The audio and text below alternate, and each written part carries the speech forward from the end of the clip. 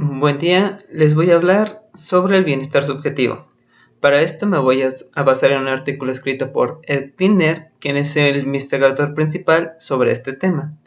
En este artículo realiza un resumen de su investigación de aproximadamente 30 años sobre el bienestar subjetivo.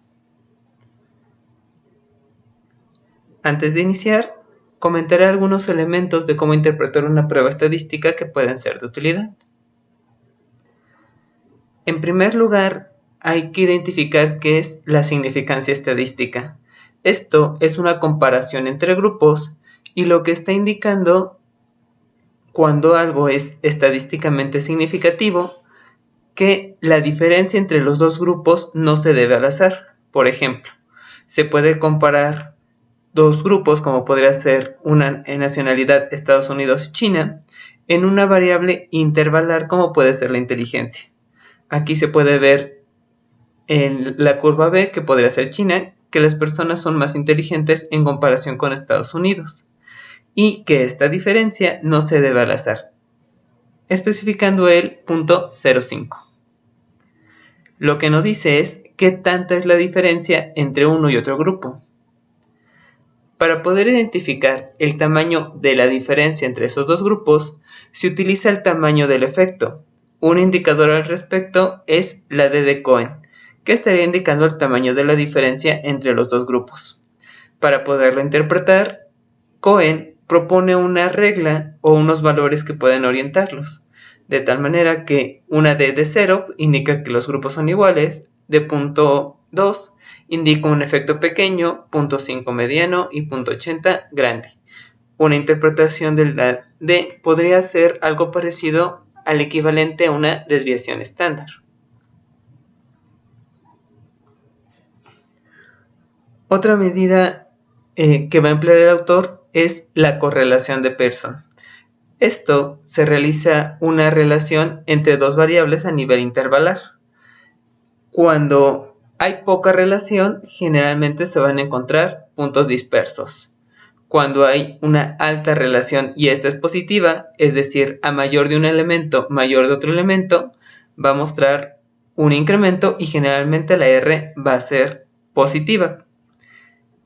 Cuando muestra una R negativa, estaría indicando que a mayor de un elemento va a haber menos de otro. Por ejemplo, a mayor pesimismo puede haber menos satisfacción con la vida.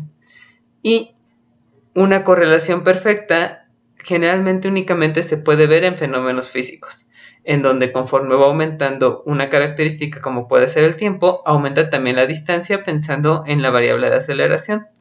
También hay algunos autores que han propuesto cómo se pueden interpretar las diferentes correlaciones para ver si es nula, muy baja, baja, moderada o alta.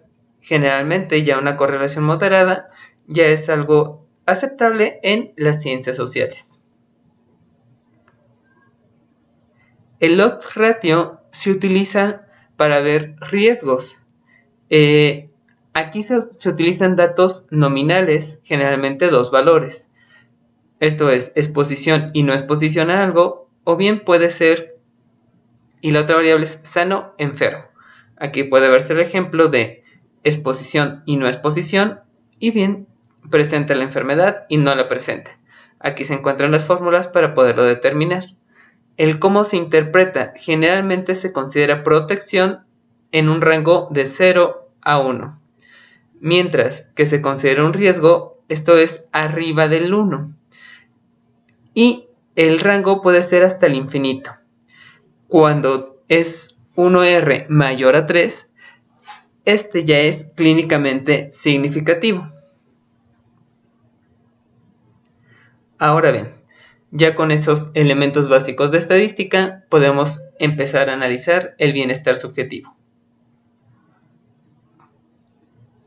Lo primero es identificar algunas creencias que generalmente se tienen sobre el bienestar subjetivo. Esta se ha asociado al hedonismo o bien a la felicidad. Y la felicidad se puede asociar con pequeños placeres, elementos momentáneos como podría ser un abrazo, el estar riendo, la comida, la música o realizar algo placentero. Sin embargo, estos elementos generalmente se han asociado con características de comercio y partes de las creencias consideran que se requiere cierta cantidad de dinero para poder adquirir todos estos recursos. También se tiene la base que el hombre nunca va a estar satisfecho, entonces cuando se le dé algo va a querer constantemente más, pero este más se refiere a más elementos materiales, de tal forma que se ha propuesto algo que se llama la cinta de correr del hedonismo o de placer, es decir, que las personas, aunque se les den cosas, siempre van a estar queriendo más y no van a estar satisfechas. Esta es una creencia que se difunde mucho en un elemento mercantil, pero vamos a analizar un poquito más a qué se refiere en sí el bienestar subjetivo. Diener propone que el bienestar subjetivo está compuesto por dos elementos generales, uno cognitivo y otro afectivo. En la parte cognitivo se basa en un juicio sobre la vida y este juicio es lo que has pasado. ¿Te sientes satisfecho o insatisfecho? Generalmente puede estar en diferentes grados. Además, cuando se realiza este juicio, uno puede considerar dos elementos generales que engloba el autor. Uno es características globales, como podría ser satisfacción con la vida, si uno se encuentra realizado, si uno tiene sentido de lo que se encuentra haciendo, o bien si ha alcanzado el éxito con base a criterios personales. El otro elemento puede ser por dominios específicos, es decir, más que considerar la vida en general, dice, bueno, ¿cómo te sientes en tu matrimonio, en el trabajo, en la salud o en alguna actividad de ocio o placentera que desempeñes? Estos son elementos cognitivos porque generalmente se realiza el juicio con base en un estándar y este estándar es personal. Por otro lado, en la parte afectiva, lo divide en dos grandes rubros, emociones que pueden ser placenteras y emociones desagradables. Las emociones placenteras podrían ser gozo, estar contentos, alegres, el amor. Y se espera que las personas con mayor bienestar tengan muchas emociones placenteras, mientras que las emociones desagradables podrán ser tristeza, enfado, preocupación o miedo, estrés. Y se espera que las personas con alto bienestar subjetivo tengan pocas emociones negativas. Estos son los 4 componentes que se utilizan para definir el bienestar subjetivo y a través de ellos se van realizando diferentes escalas para operacionalizarlo y evaluar cada uno de los rubros que se mencionan. Ahora bien, ¿cómo se evalúan? Generalmente se pueden evaluar con autorreporte, esto es, preguntas tan simples como podría ser en una escalera del que se muestra aquí, colocan el punto considerando si tienes la peor vida posible, si es abajo, a la mejor vida posible. Ubícate en el escalón que consideres tu vida. Simplemente con una pregunta se puede realizar, aunque hay más de 99 escalas que miden diferentes elementos de bienestar subjetivo o bien que podrían evaluar bienestar. Por eso es relevante considerar el marco teórico de referencia cuando se habla sobre bienestar. En general, las escalas de bienestar subjetivo se esperan que tengan dos elementos. Uno, que sean fiables, es decir, que la pre y la post-evaluación sean parecidas. En este caso, tiene una RD.79 o casi R.8, lo cual indica ya una correlación alta. Quiere decir que la mayoría de los instrumentos son fiables. Por otro lado, la validez se esperaría que te indique que evalúa lo que quiere evaluar. Y aquí se puede hacer de varias formas. Una de ellas es que se parezca el resultado con alguna otra medida.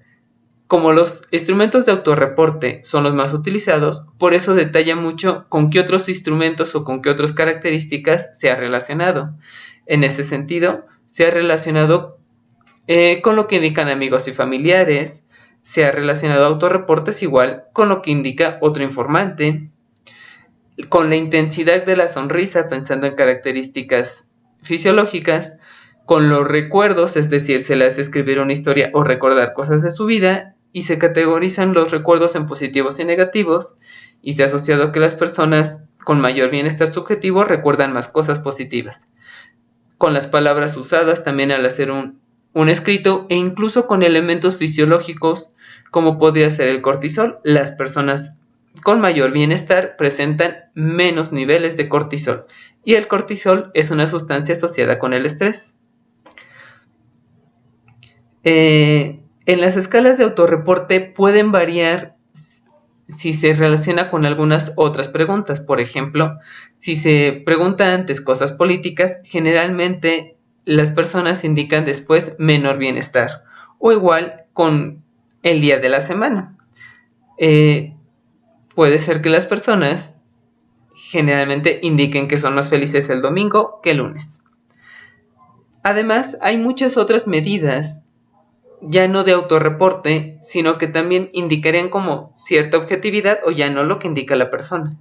En ese sentido, pueden ser desde medidas de los rasgos faciales como la sonrisa, la pupila o la respuesta de la piel, análisis de textos escritos, medidas fisiológicas como el cortisol, estudios de neuroimagen que van cambiando el cerebro conforme también uno es feliz, y actualmente también se está estudiando los Big Data, o si uno se siente feliz a través de estar identificando los datos cuando uno está manejando Facebook o algunas otras elementos por la computadora.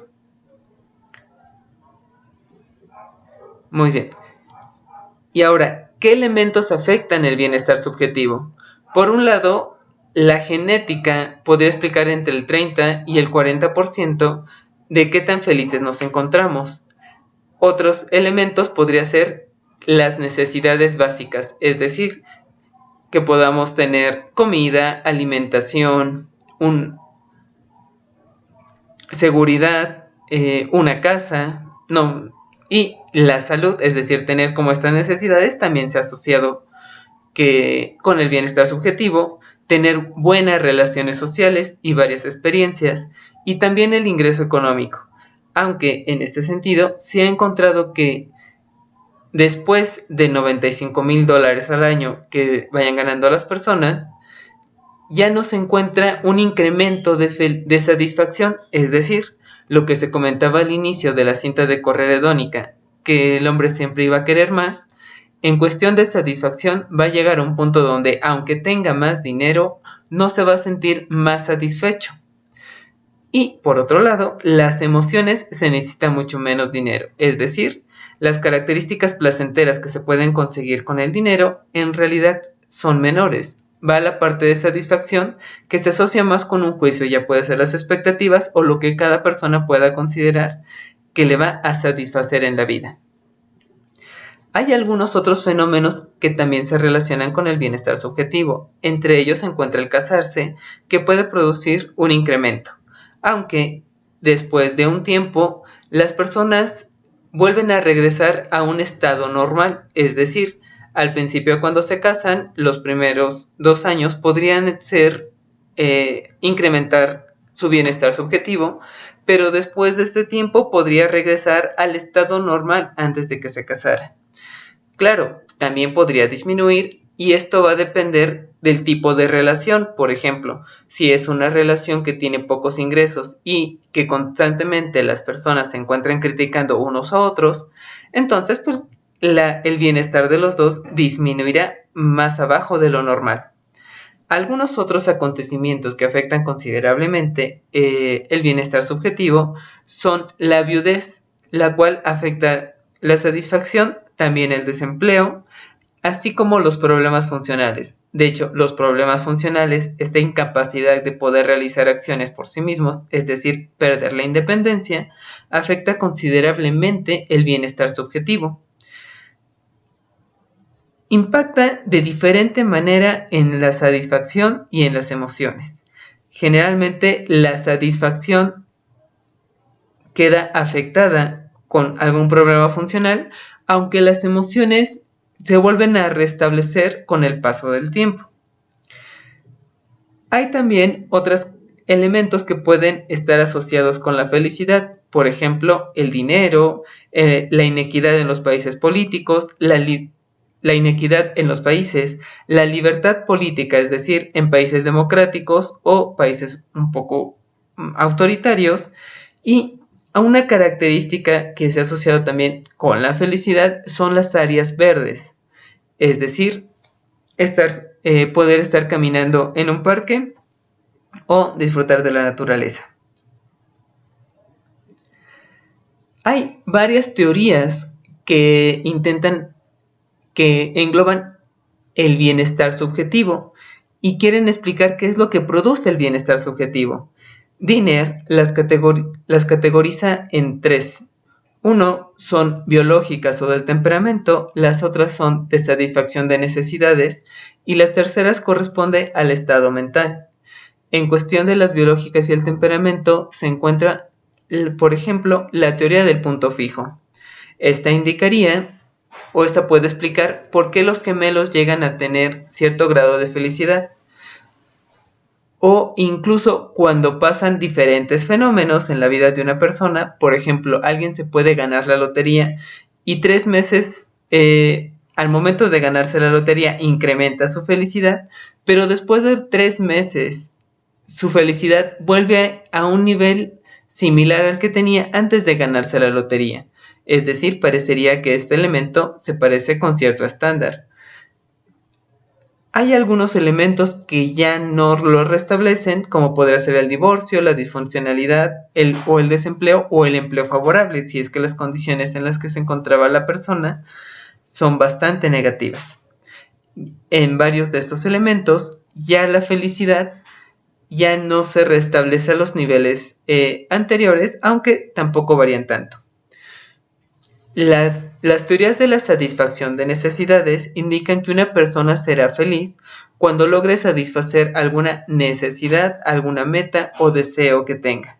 Esto podría explicar por qué alguien rico o pobre son igual de felices, considerando que generalmente alguien rico necesitaría o tiene metas más grandes, entonces cuando las va satisfaciendo pues se siente bien. En cambio, alguien pobre puede tener metas más modestas, entonces al momento de lograrlas también se puede sentir igual de bien.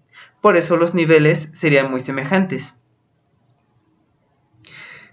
En tercer lugar se encuentran las teorías del estado mental. Esto es, depende del comparador que uno elija, el cómo se va a sentir uno con respecto al bienestar. Por ejemplo, Alex Michalus propone la teoría de las discrepancias múltiples.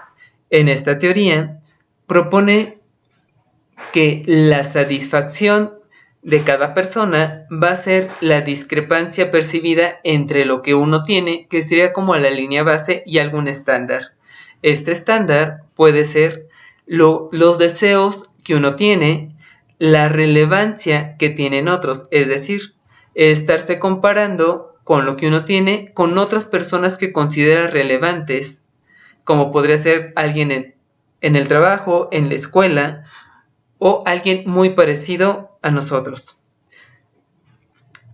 También se puede comparar con lo mejor que ha tenido en el pasado esta persona, es decir, considerando su estado actual y hacer un momento de reflexión de lo que ha pasado, cuál ha sido lo mejor que tenía.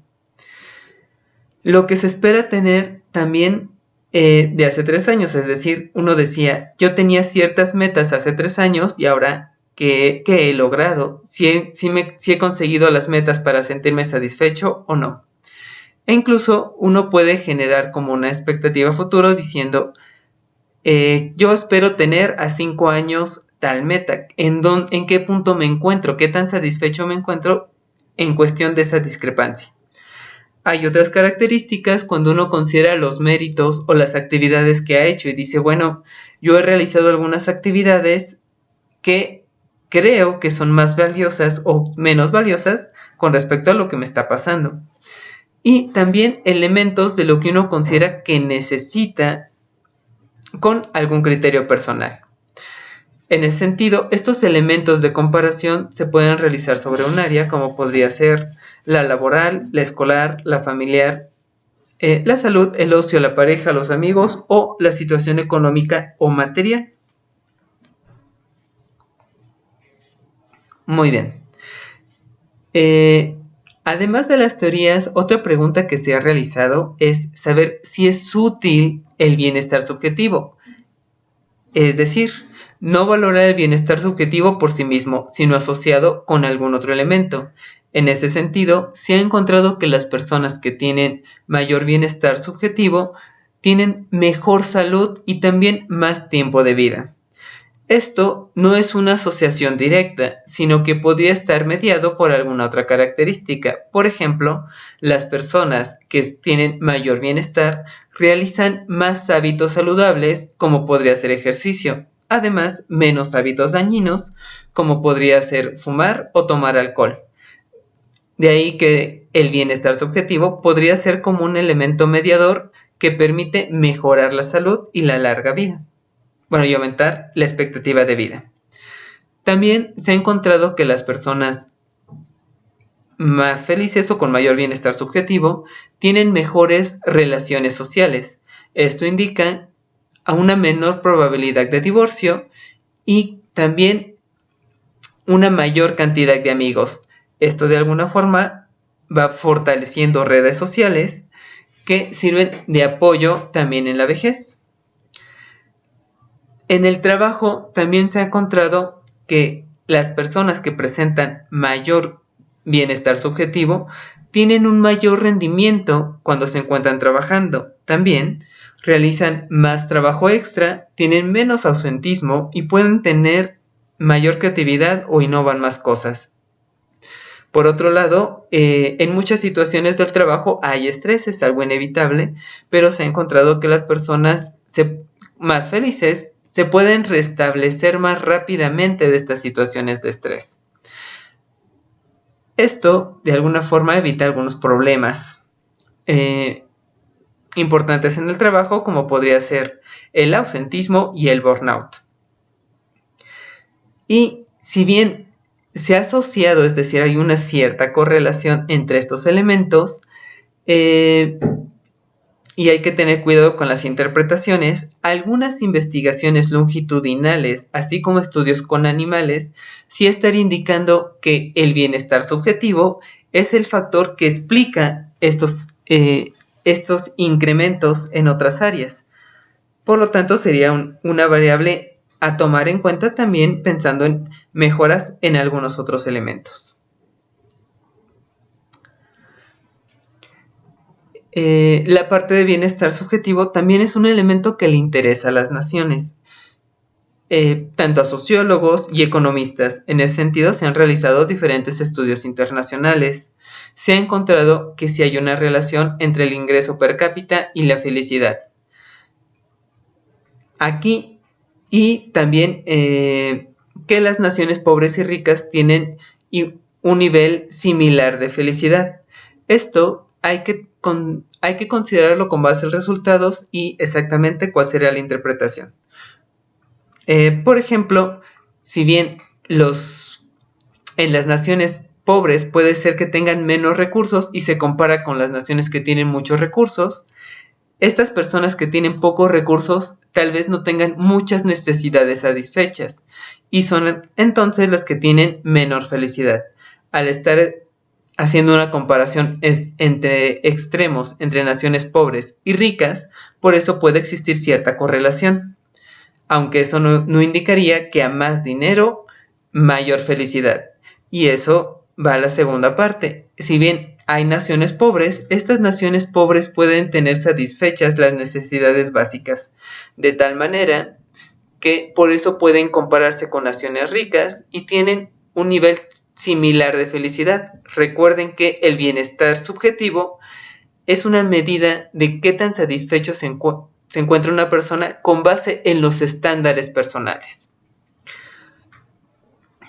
Hay que identificar también con qué otros conceptos se está asociando con diferentes naciones. Por ejemplo, puede haber una diferencia en variables que explican la felicidad en la India o en Estados Unidos, pensando que en la India podría haber una mayor valoración de satisfacción considerando elementos espirituales, por ejemplo, mientras que en Estados Unidos podría basarse más en un éxito personal.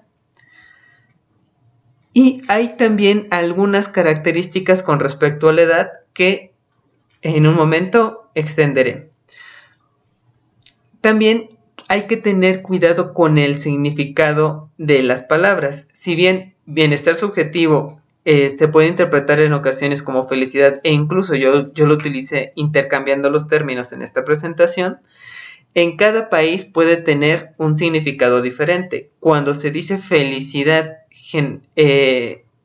digamos en un elemento occidental, se considera que la felicidad se logra con cierto éxito o con un elemento que uno la va buscando. Sin embargo, en China, Corea, Japón o Rusia, se asocia la felicidad con la fortuna, es decir, con la suerte, que no es algo que se puede estar cambiando de manera activa. Por eso habría que tener cuidado cuando se habla de felicidad, a qué se está refiriendo. En cuestión de los adultos mayores, Diner, de los primeros artículos que realizó, hablaba sobre la paradoja de la felicidad de la vejez. Esto es, se consideraba que en la vejez, por un lado, disminuye la salud, disminuyen los ingresos, puede haber pérdida de amigos y pérdida de pareja, además, la parte laboral también va decreciendo, de tal manera que el adulto mayor generalmente se esperaría que tuviera menos bienestar subjetivo.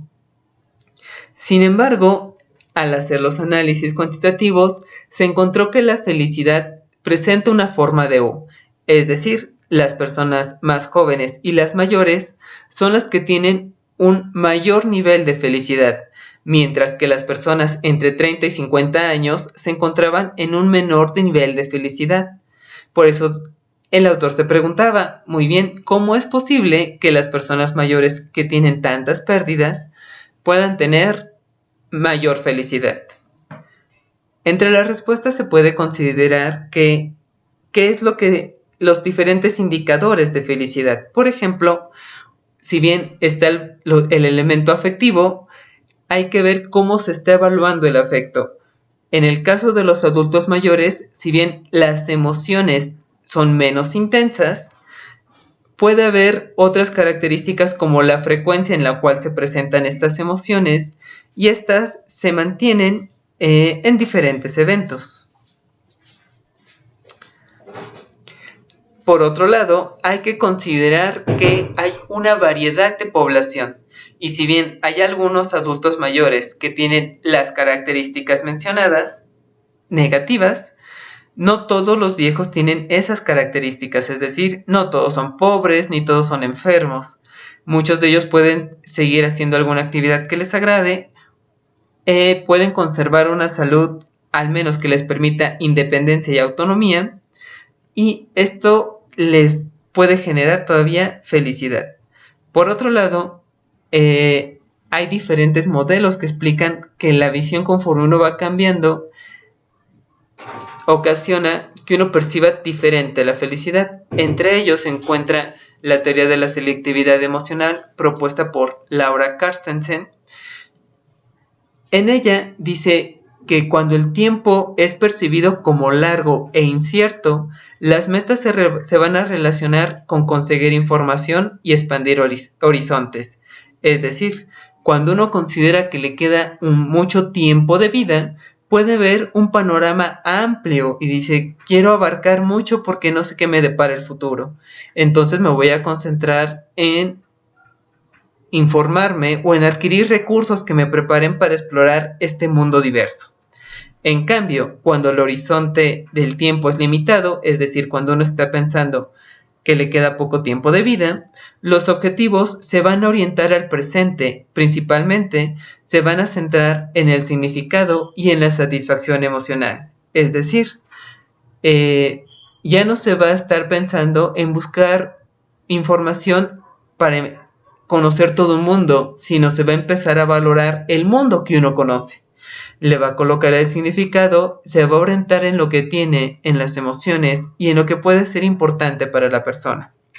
Esto no hay que caer en estereotipos y pensar que solamente el horizonte de vida se puede asociar con los adultos mayores. De hecho, Carstensen lo ha probado también con personas que tienen alguna enfermedad terminal, como podría ser el cáncer. Y se presenta un patrón muy semejante. Cuando el horizonte de vida entonces es más limitado,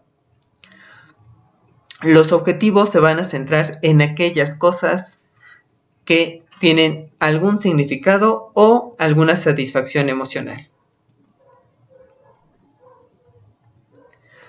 Para terminar, quiero mencionar 2 libros que pueden servir para orientar este estudio de la felicidad, ya no tan centrado en el bienestar subjetivo, sino una felicidad un poquito más amplia.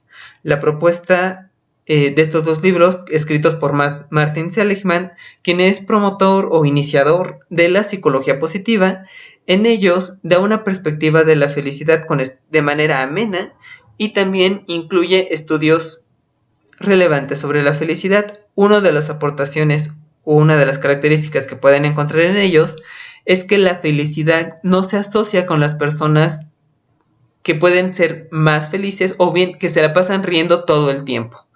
La felicidad no solamente consiste en reír, sino también en tener elementos que a uno lo satisfagan, aunque no se la pase riendo. De hecho, la risa se asocia más con características genéticas que no se pueden cambiar. En cambio, la parte de satisfacción y encontrar las cosas que cada uno desea y cumplirlas puede producir satisfacción y alcanzar la felicidad. Y esto no quiere decir que una persona tenga que estarse riendo todo el tiempo para poder ser feliz. Muchas gracias por su atención.